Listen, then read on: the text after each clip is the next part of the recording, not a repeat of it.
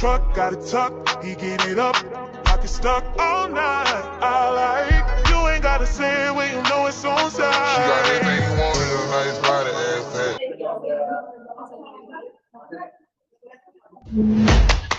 Assalamualaikum. Ada suara gua nggak? Pandi, ada suara gua nggak?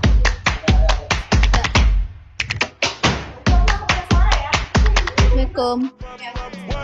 Assalamualaikum. Every good girl needs a little love. Every black boy needs a little love. Suara gua udah. If you put it down, I'ma pick it up. Aman nggak suara gua?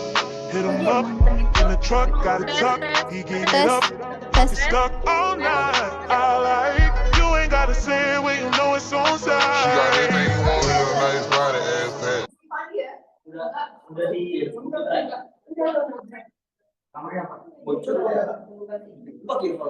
Enggak, kalau pakai earphone kecil suaranya. Pandi, yang lain udah mulai belum?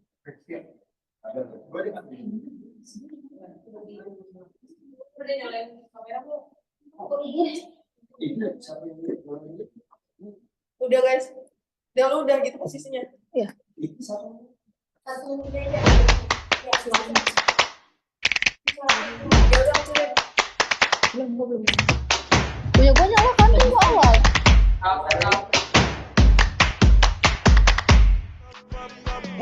Matiin. What's up? Every good girl needs a little love.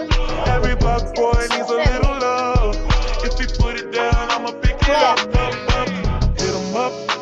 Mulai ya. In the truck, got it tucked. He Udah, standby.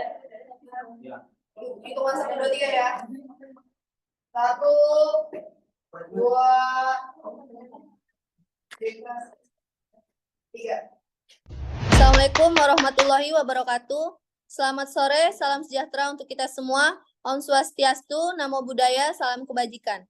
Perkenalkan, saya Delta dan rekan saya Indah yang akan membuka acara webinar ini dengan tema Ngobrol Asik Strategi Komunikasi Organisasi yang Kreatif di Media Sosial Bagian Gen Z. Puji syukur serta salam atas kehadiran Tuhan Yang Maha Esa atas kebaikan yang telah memberikan kesempatan pada kali ini. Selanjutnya, mari kita nyanyikan lagu Indonesia Raya.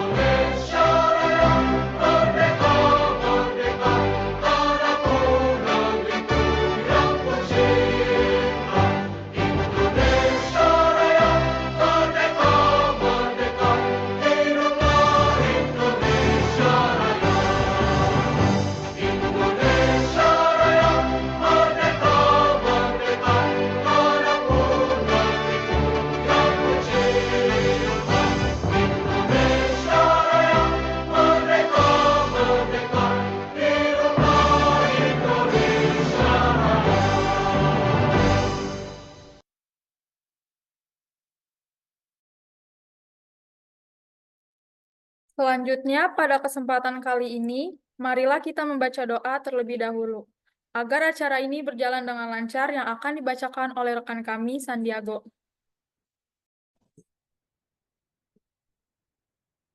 Baik, terima kasih kepada MC atas waktu dan kesempatannya. Assalamualaikum warahmatullahi wabarakatuh. Selamat sore, Bapak atau Ibu, dan saudara-saudari sekalian Yang kami hormati, izinkan untuk saya memimpin doa pada acara sore hari ini. Mohon berkenan untuk menyesuaikan cara berdoa dengan keyakinan masing-masing. Ya Tuhan yang Maha Kuasa, kami bersyukur atas kesempatan ini untuk berkumpul dalam acara webinar Fakultas Ilmu Komunikasi yang bertema Ngobrol Asik, Strategi Komunikasi Organisasi yang Kreatif di Media Sosial bagi Gen Z. Terima kasih atas berkah dan rahmat-Mu yang senantiasa mengiringi langkah-langkah kami. Ya Tuhan yang Maha Pemurah, kami memohon keberkahan-Mu dalam acara ini. Bimbinglah kami dalam setiap tindakan dan keputusan, agar acara seminar ini menjadi berkah bagi semua peserta. Berikanlah hikmah dan ilmu yang bermanfaat untuk semua yang hadir di sini. Ya Tuhan yang Maha Bijaksana, kami berharap agar acara webinar ini sukses dan bermakna. Buatlah suasana yang kondusif bagi pembelajaran dan berikanlah pemahaman yang mendalam kepada peserta. Semoga setiap sesi menjadi wadah bagi pertumbuhan dan inspirasi sehingga kami semua pulang dengan pengetahuan yang berharga. Ya Tuhan yang Maha Penyatu, kami memohon kebersamaan dan keterhubungan dalam acara ini. Bantu kami saling mendukung dan berbagi pengetahuan untuk menciptakan ikatan yang kuat di antara peserta. Bukakanlah pintu hati kami untuk menerima dan memberi sehingga acara webinar ini menjadi momen yang penuh kebaikan. Dalam nama-Mu yang Maha Pengasih, kami memulai acara webinar ini dengan doa dan harapan. Terima kasih atas kehadiran-Mu di antara kami, dan semoga acara ini menjadi ladang keberkahan dan inspirasi. Amin. Terima kasih Bapak atau Ibu, dan saudara-saudari sekalian, saya kembalikan ke MC.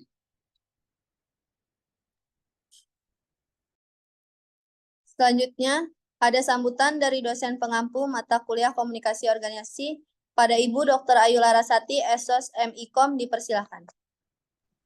Baik, terima kasih MC atas waktu dan kesempatannya. Selamat sore, Assalamualaikum warahmatullahi wabarakatuh.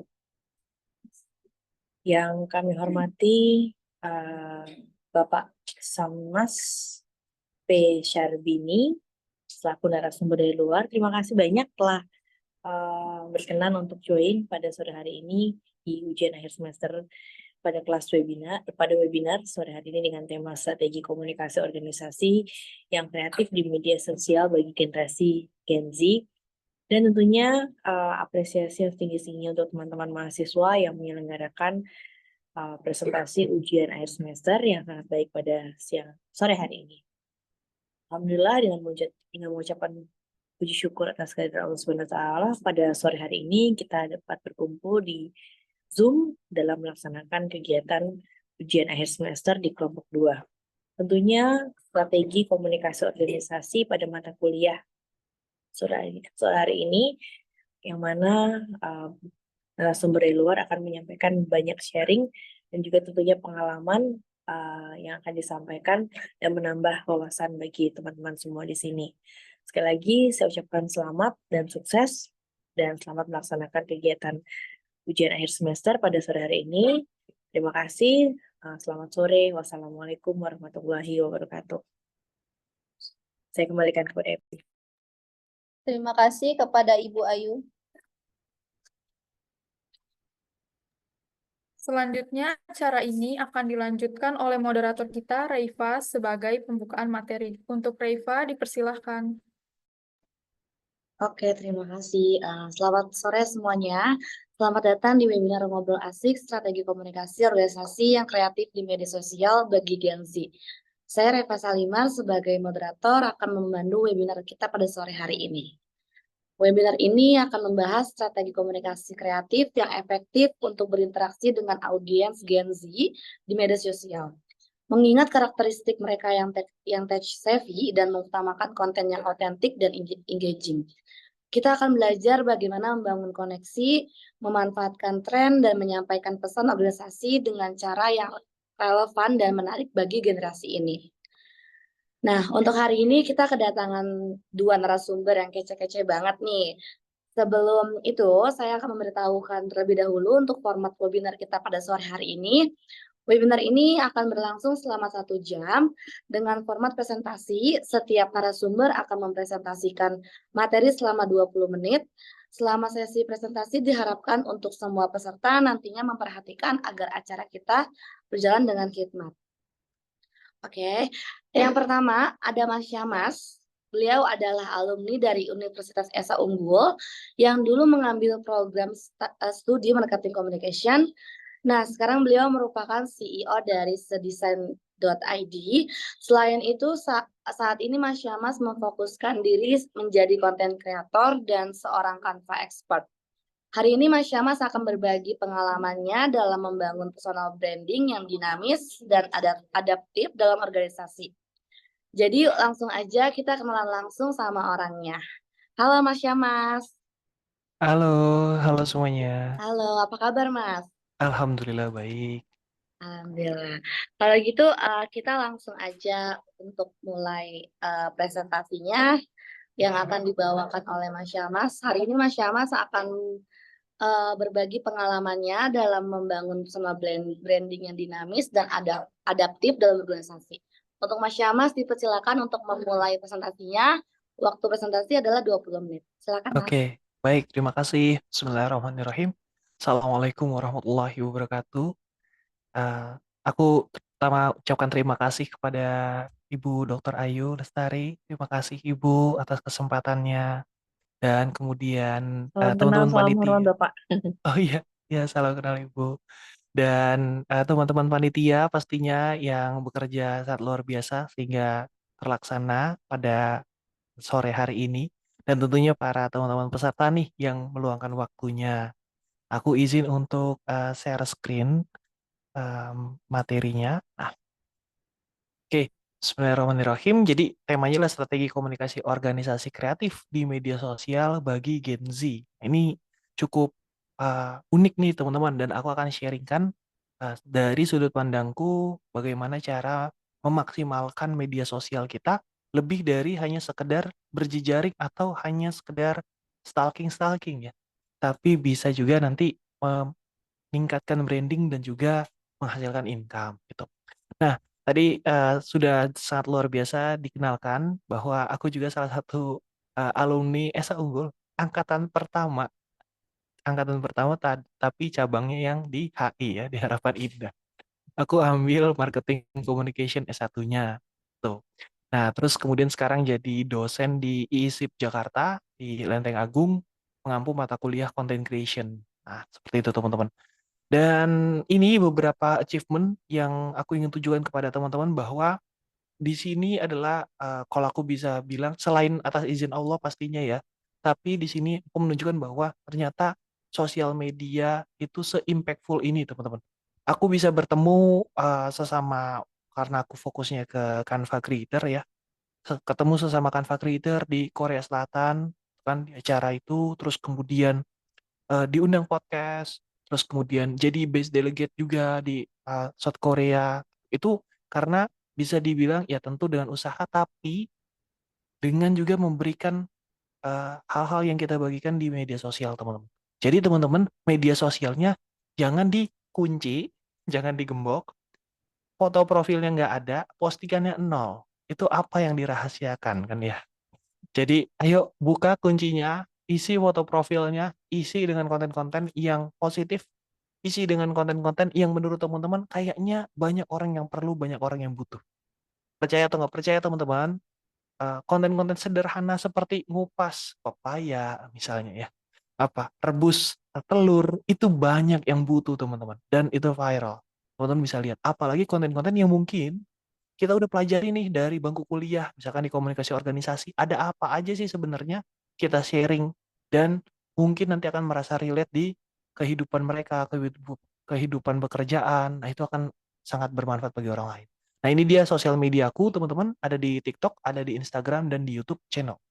Ngapain sih mas sampai banyak-banyak ini? Nah ini nyambung teman-teman, karena jenis komunikasinya berbeda. Itu.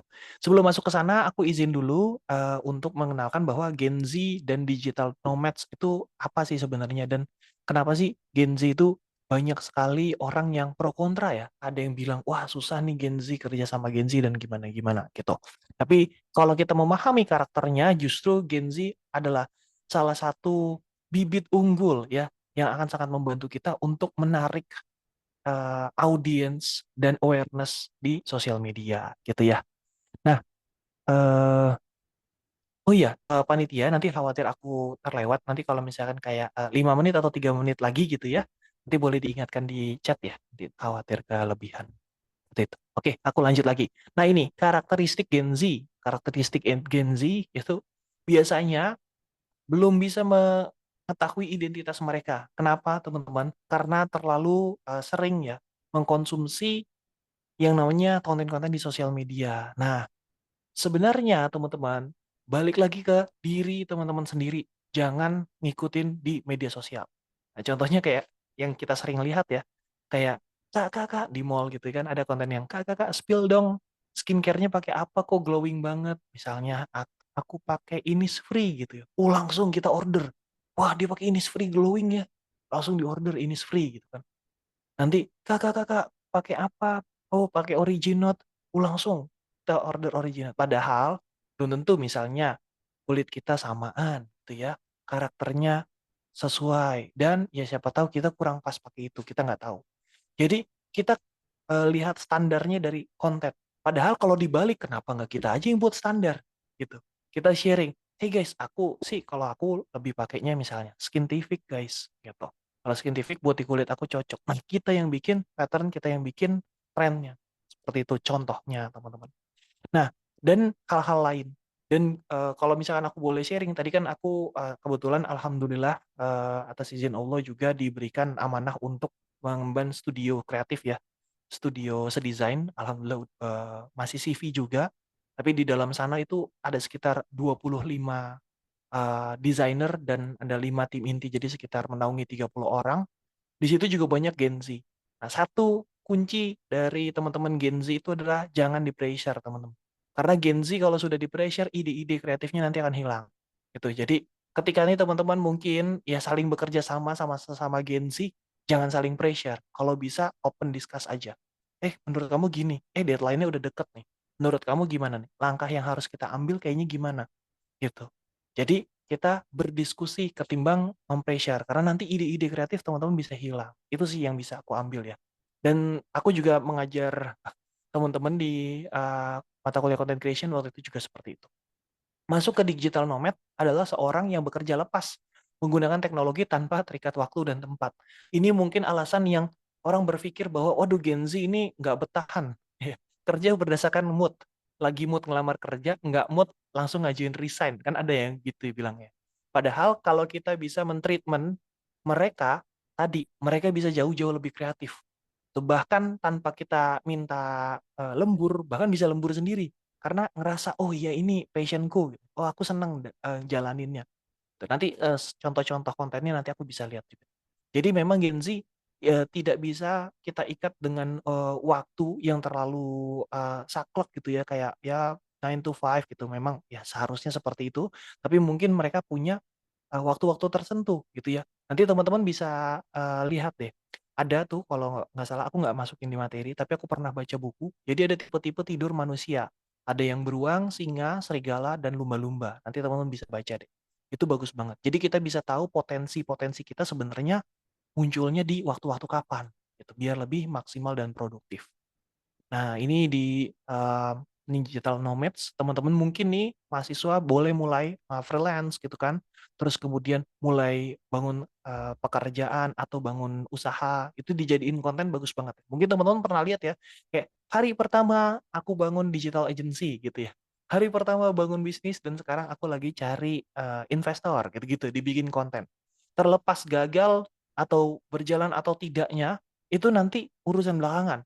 Karena orang akan support terus. Itu karakter Indonesia. Makanya teman-teman bisa lihat ya, banyak konten FYP yang sharing kayak hari pertama aku buat mulai bisnis langsung banyak yang support, yang banyak aku mau Kak, aku mau Kak. Nah, itu dia. Itu karakternya, teman-teman. Dan kemudian lebih banyak ke produk digital ya. Nah, ini dia potensi dunia digital. Jadi banyak banget di produk-produk digital yang bisa dimanfaatkan ketimbang produk-produk konvensional. Ini ada data-datanya, nanti teman-teman bisa lihat. Nanti aku bagikan kok materinya, jadi teman-teman masih bisa baca-baca lagi. Gitu. Nah, ini fun fact-nya, lebih dari 70% penduduk Indonesia itu mereka berada di internet dan setengahnya aktif di media sosial. Jadi ini sayang banget kalau nggak kita manfaatkan. Sebagai contoh nih teman-teman, ini karena komunikasi organisasi aku harus kasih contoh nyata juga. Di broadcasting, teman-teman mungkin yang sekarang sempat ngerasain zamannya net ya. Ada The Is, terus ada The Comment dan lain-lain. Tapi kenapa ya kok net TV itu anak sebenarnya millennials Gen Z banget itu masuk. Tapi kenapa ya nggak bisa bertahan? Karena si millennials dan Gen Z-nya udah nggak nonton TV. Gitu teman-teman. Kalau teman-teman boleh ingat, teman-teman juga sekarang udah jarang ya nonton TV. Biasanya ya udah handphone, YouTube, Netflix, video gitu kan. Ya udah di situ aja, di handphone aja, di tablet aja atau di laptop aja. Jarang nonton TV. Yang nonton TV siapa? Yang nonton TV orang-orang tua kita gitu ya. Kakak-kakak kita yang usianya udah mungkin lanjut juga gitu, opa, oma, kakek nenek gitu. Yang pasarnya bukan pasar net nih. Pasarnya ya RCTI, Indosiar dan lainnya gitu. Akhirnya net ya nggak bisa melangkah lebih jauh lagi. Memang marketnya bukan di sana. Seperti itu teman-teman. Jadi itu yang harus kita perhatikan juga bahwa oh sekreatif net aja nih nggak bisa bertahan padahal udah anak Gen Z dan millennials banget nih gitu. Nah, kita masuk ke uang yang bisa dihasilkan sebagai content creator biar teman-teman lihat bahwa ada potensi uang di sini, ada potensi menghasilkan di sini, bukan hanya sekedar aku selalu bilang teman-teman belajar di sini bukan cuma buat ngerjain tugas, bukan cuman buat nanti kepake pas dunia kerja, enggak. Tapi siapa tahu teman-teman bisa mulai dari sekarang untuk menghasilkan income. Ya, lumayan. Mungkin nanti bisa uang jajan sendiri atau bayar semesteran sendiri. Tuh. Nah, pertama udah paling jelas itu AdSense. Dan kabar baiknya YouTube Shop itu juga udah launching. Udah enak banget kayak TikTok ya. Ada video tinggal dimasukin aja. Dan yang aku tahu juga belum seketat TikTok. Kalau TikTok kan misalnya jualan casing, ya casingnya harus sama dengan apa yang dijual. Kalau YouTube ya jualan jaket, ya jaket dilihat jaket, tapi mereknya atau mungkin teksturnya agak berbeda sedikit itu masih boleh. Nah ini YouTubeku teman-teman. Nah kita bisa lihat YouTubeku yang nggak terlalu konsisten, ini yang ada kotak-kotaknya itu artinya aku upload ya. Jadi uploadku tuh juga nggak terlalu konsisten di YouTube, tapi penghasilannya lumayan teman-teman. Nah, bagaimana kalau misalkan benar-benar fokuskan? Mas, tapi aku nggak bisa sendiri. Nggak apa-apa. Bikin aja bergrup. 2-3 orang, kita bikin channel grup. Channel YouTube bareng, gitu kan. Nanti monetize dibagi hasil dan sebagainya. Itu akan ngebantu banget, teman-teman. Ya, itu investasi. Nah, terus kemudian juga, aku juga merasakan TikTok Shop. Ini juga salah satu potensi buat teman-teman. Punya barang, punya power bank, punya skincare, ya. Punya dress yang teman-teman beli di TikTok. Sayang banget kalau cuma teman-teman pakai sendiri. Kasih tahu dong kalau itu bagus gitu. Review, unboxing dan lain-lain. Teman-teman bisa coba fokuskan ke sana. Tapi saranku dipisah dijadi 2. Ini kalau aku dipisah ya. Yang Syamas Fitria, yang ini fokus untuk konten edukasi. Kalau Syamas.ps itu fokus untuk konten affiliate yang keranjang kuning ya, TikTok Shop keranjang kuning. Gitu. Hasilnya teman-teman, ini cukup lumayan ya teman-teman. Ini waktu awal-awal aku konsisten tuh hasilnya lumayan. Ini yang kita dapat itu di komisi ya. Pendapatan kita itu komisi, kalau yang di penjualan ya penjualan barangnya. Karena kan di setiap barang penjualan itu ada yang 10%, ada yang 15%, bervariatif. Tuh. Jadi cukup lumayan buat teman-teman. Bahkan mengalir sampai sekarang. Video-video tahun kemarin masih ada yang beli gitu teman-teman. Jadi video atau konten yang kita buat itu adalah investasi teman-teman. Nggak hanya, mungkin nggak ngejual sekarang atau mungkin nggak bekerja sekarang, tapi bisa jadi bulan depan, tahun depan, dan seterusnya. Gitu.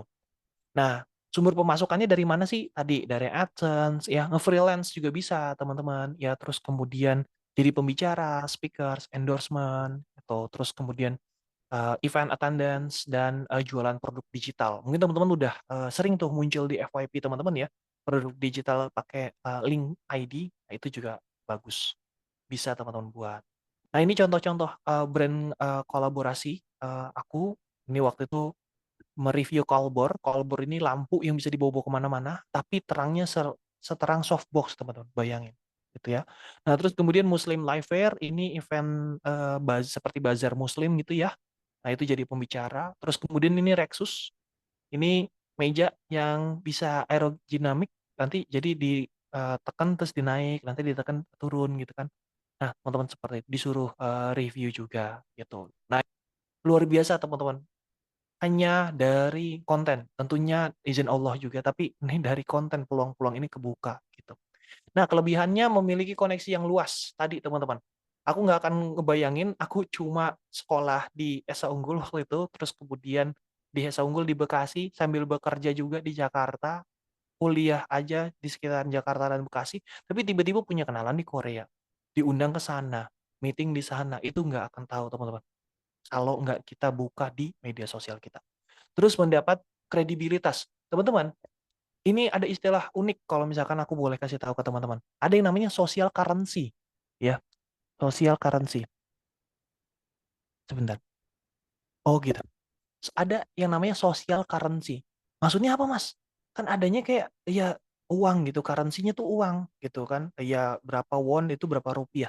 Nah, social currency itu tercipta ketika orang melihat aset kita di digital atau di media sosial.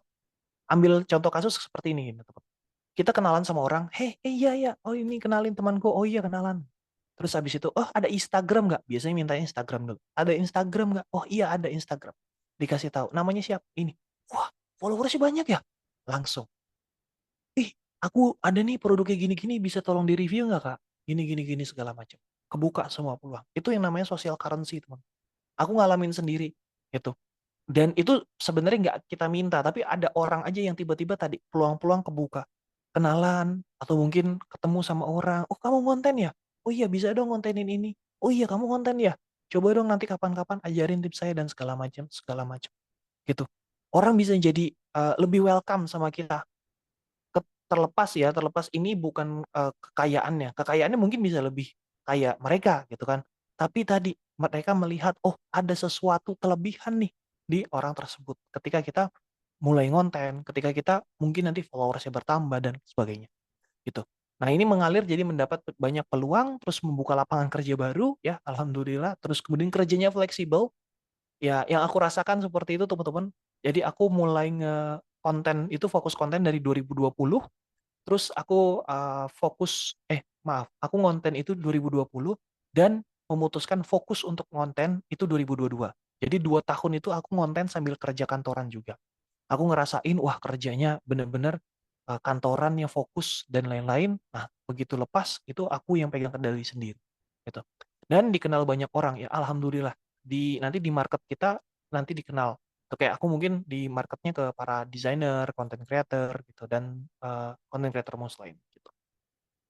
Nah, ini beberapa momen ya, aku bertemu orang-orang terkenal. Ini ada Degi, ya, orang Korea yang juga datang ke Indonesia. Ini alhamdulillah juga dapat potensi buat nge-host podcast juga, dipercaya sama teman. Ini ada Alexander Ruby, mungkin teman-teman tahu nih yang suka produktif. Nah, ini jadi salah satu mentorku. Terus ini diundang podcast juga waktu kemarin, gitu ya.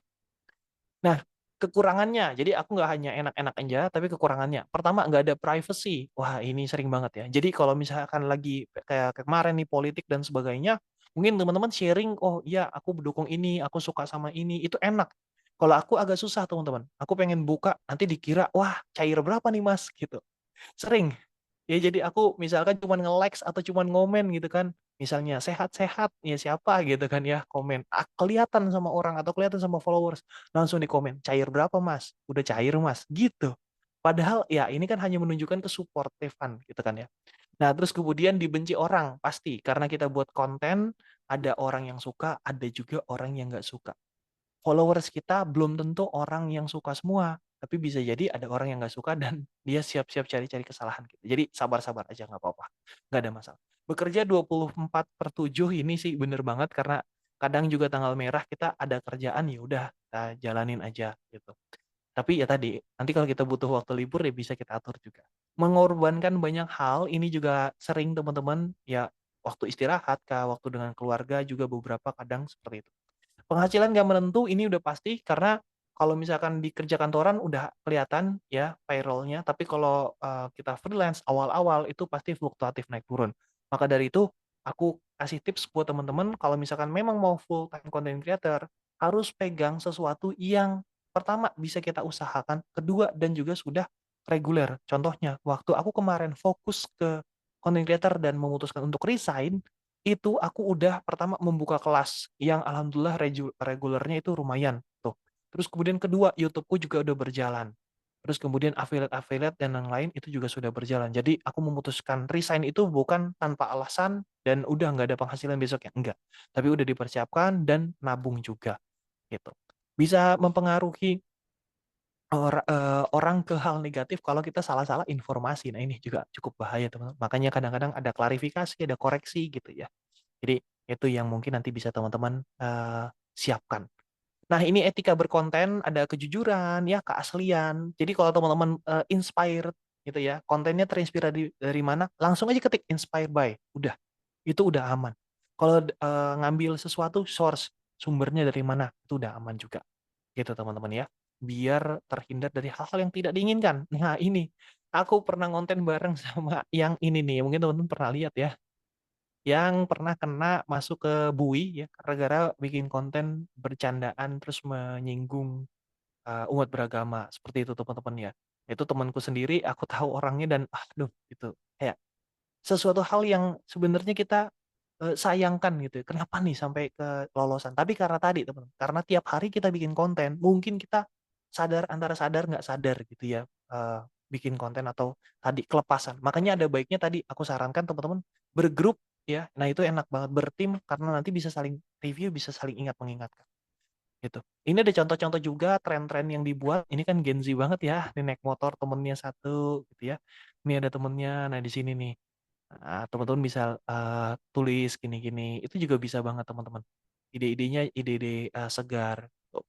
Terus jadi tren yang muncul teman-teman bisa adaptasi gitu. Nah yang kayak gini-gini juga gitu kan. Ini nggak perlu istilahnya dalam tanda kutip nggak perlu editan-editan yang luar biasa, tapi dengan konsep kita matang, terus kemudian trennya juga lagi berjalan, nanti kita bisa riding the wave, kita bisa ikut tren tersebut, gitu. Nah ini yang si ini ya apa yang nabrak nabrak mobil, nabrak motor itu kan, nah kayak gitu, itu kan lumayan banget. Nah, Mas, tapi kan ngikut-ngikut tren terus nggak bagus, Mas. Nanti kita nggak punya personal branding. Benar, gitu. Aku nggak bilang setiap konten kita ikutin tren terus, enggak. Tapi sesekali ketika ada tren yang relate sama kita, nah itu bagus banget kalau kita ikutin, kita adaptasi versi kita, ya, bukan versi mereka. Nah, biar orang kenal sama kita, ada pentingnya itu namanya personal branding.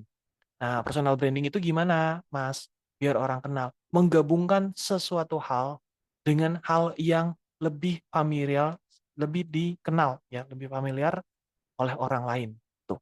Nah, contohnya apa, teman-teman? Misalnya, kalau aku mengenalkan aku sebagai desainer dan menggunakan Canva. Terus apalagi? Aku desainer menggunakan Canva yang punya relasi misalnya di Korea. Nah, contohnya seperti itu. Nah, itu akan jadi pembeda nih. Mungkin orang yang hanya bisa ngedesain, ya udah ngedesain aja. Atau orang Korea aja. Tapi ketika orang ngedesain pakai Canva dan punya relasi dan kenalan di Korea, nah itu akan menjadi pergabungan sesuatu yang unik. Nah, itu jadi personal branding. Contohnya kayak Korea Raw Meat juga seperti itu ya. Orang Korea yang medok. Nah, itu kan menggabungkan dua hal yang familiar seperti itu. Ya, manfaat punya personal branding yang meningkatkan kredibilitas, tentu memperluas koneksi. Ini banyak ya, teman-teman. Nanti teman-teman banyak lihat-lihat lagi. Nah, ini dia contoh-contoh orang-orang yang punya personal branding kuat. Ini teman-teman. Kalau teman-teman lihat, mereka menggabungkan kedua hal itu tersebut. Kayak entertain, terus kemudian edukasi. Entertain, edukasi, entertain, edukasi. Gitu.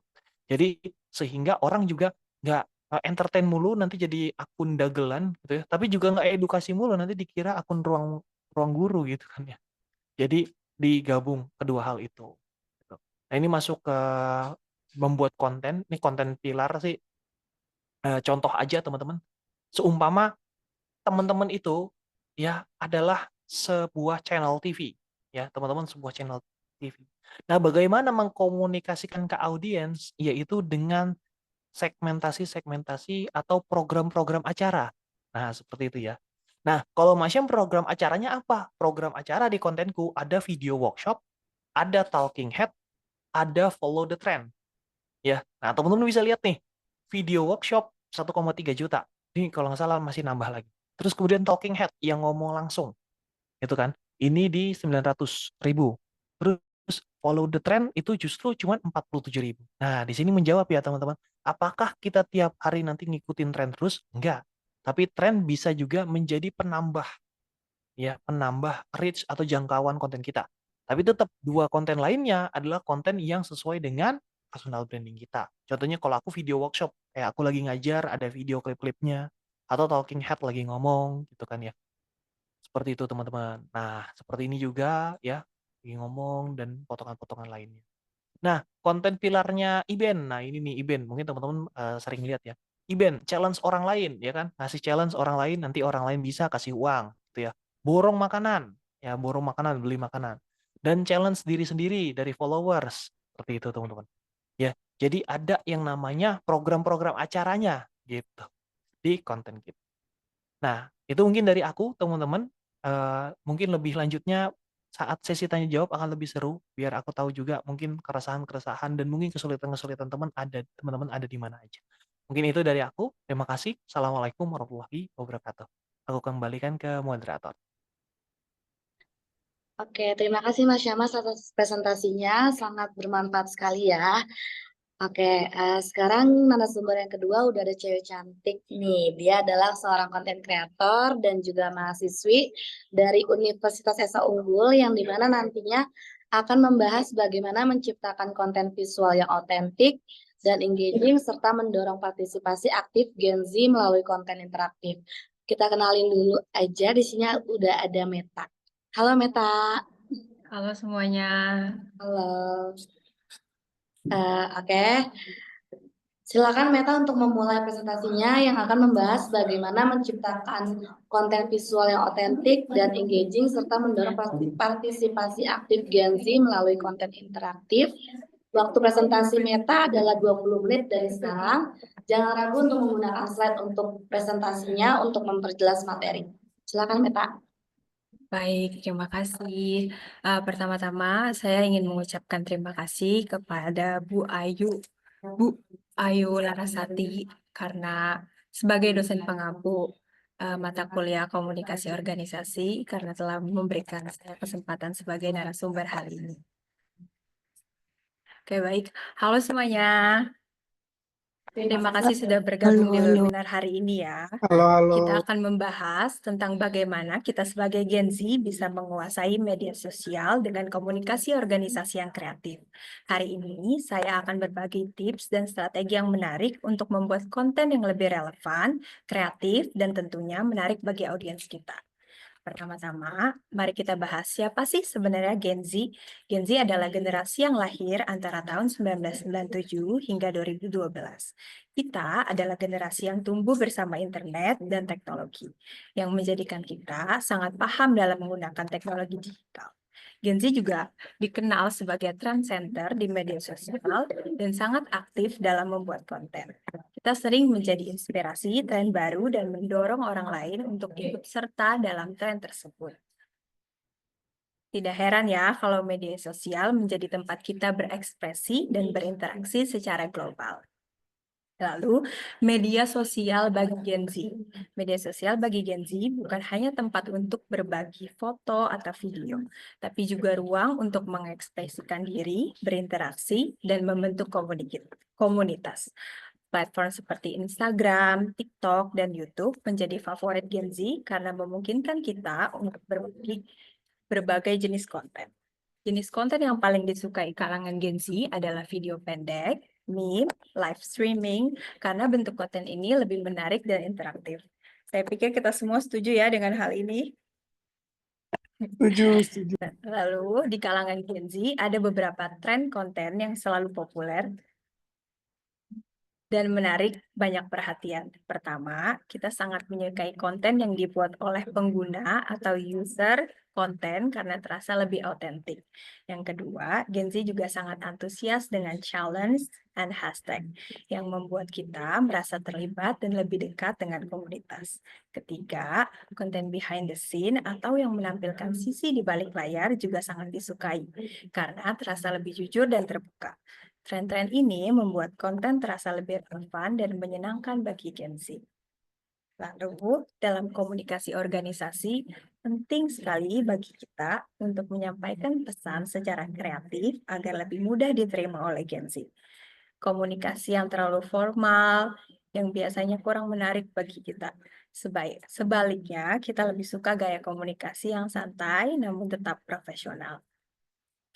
Visual yang dinamis dan pesan yang singkat serta to the point akan jauh lebih efektif.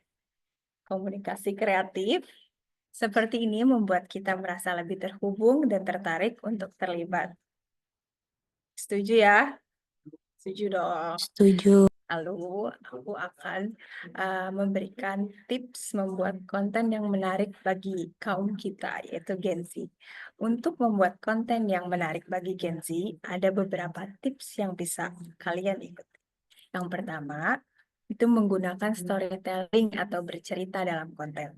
Cerita bisa membuat audiens merasa lebih terhubung dan tertarik untuk mengikuti lebih jauh. Yang kedua, gunakan visual yang kuat dan menarik, seperti grafik, warna cerah, dan animasi ringan. Lalu yang ketiga, jangan lupa untuk menambahkan call to action yang mendorong audiens untuk berinteraksi atau berkomentar. Konten yang menyajikan cerita dan memberikan nilai akan lebih menarik bagi audiens. Lalu, saat ini, setiap platform media sosial memiliki fitur yang bisa kita manfaatkan untuk menjangkau audiens lebih luas. Misalnya, gunakan fitur Reels atau TikTok yang membuat video pendek yang dapat menjangkau banyak orang dengan cepat.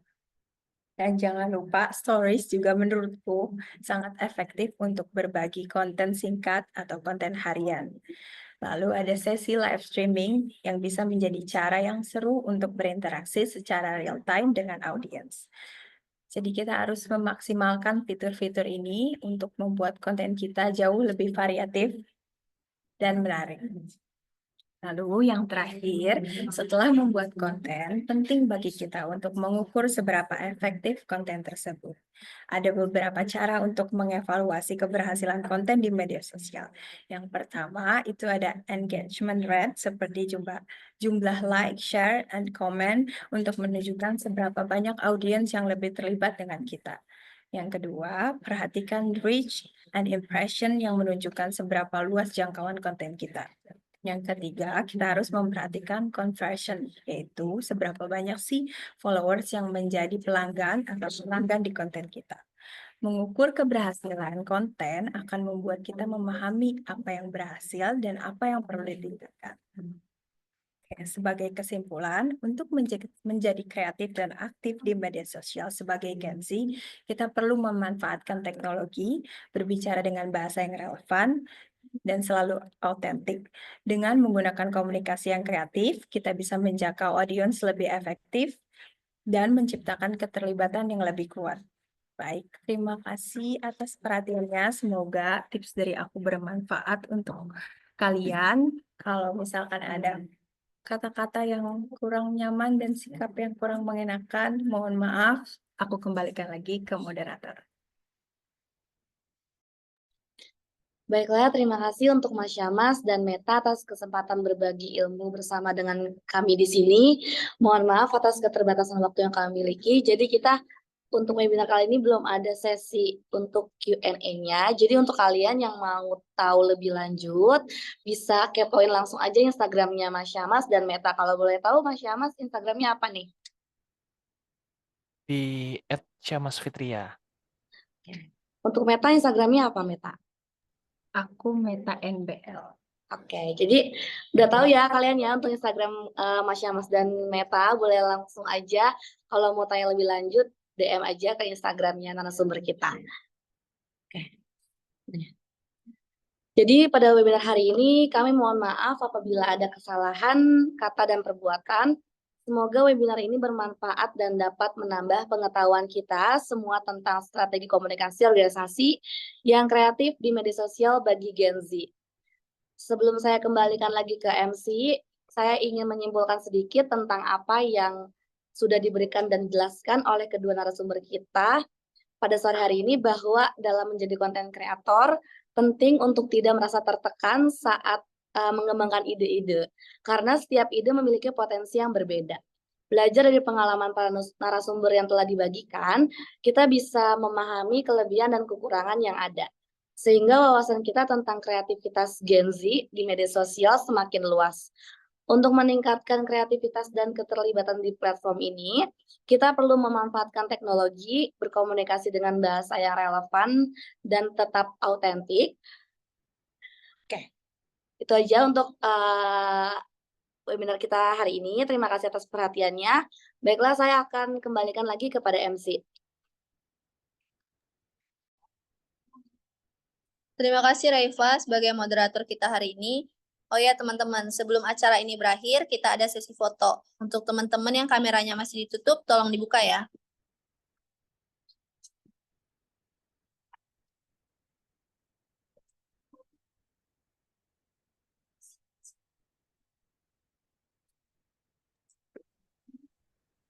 Oke semuanya. Oke. 3, 2, 1. 3, 2, 1.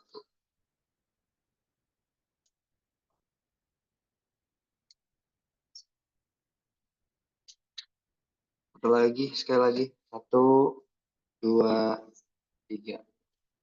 Alright, thank you. Terima kasih. Terima kasih ya teman-teman. Sekali lagi kita kasih applause dulu ya buat dua narasumber kita ini.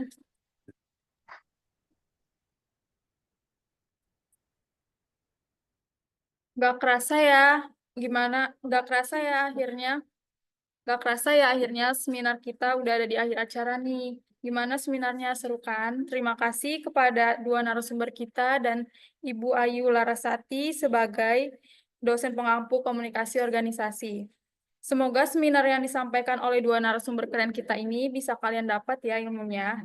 Dan mohon maaf apabila ada kesalahan sikap ataupun lisan. Maka itu dari saya Indah dan saya Delta memohon maaf sebesar-besarnya. Akhir kata kami ucapkan terima kasih. Selamat sore dan selamat beristirahat. Wassalamualaikum warahmatullahi wabarakatuh.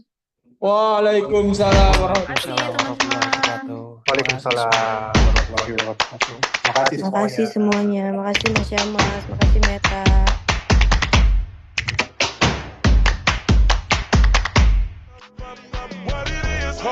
What's up? Every good girl needs a little thug. Every black boy needs a little love. If you put it down, I'ma pick it up, up. Hit 'em up.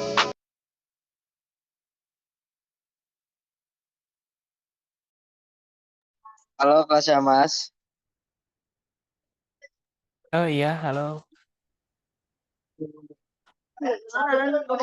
Iya, gimana?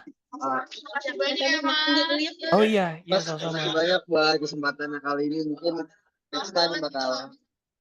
Ya. Siap. Sama-sama. Salam buat teman-teman semua ya.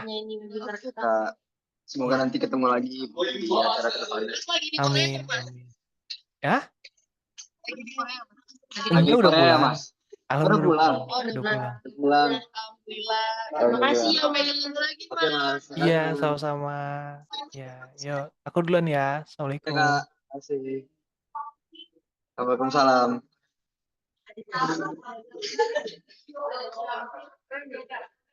In the truck, got it tucked, he get it up.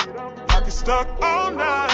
Alright, you ain't gotta say it when you know it's on She got everything side. you want in a nice body ass fat. Terima kasih narasumber kita.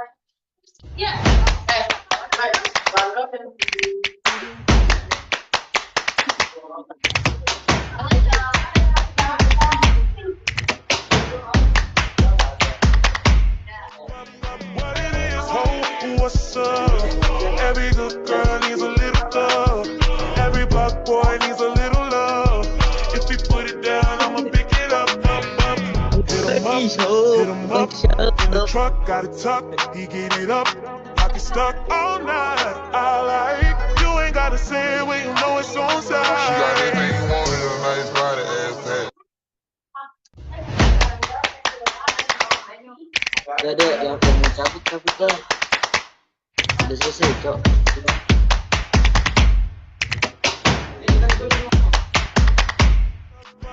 What it is, what's up? Every good girl needs a little thug. Every black boy needs a little love. If he put it down, I'ma pick it up, up, up. Hit him up. In the truck, got it tucked. He get it up. Pocket stuck all night. I like you ain't gotta say it when you know it's on She got everything side. you want in a nice body, ass fat.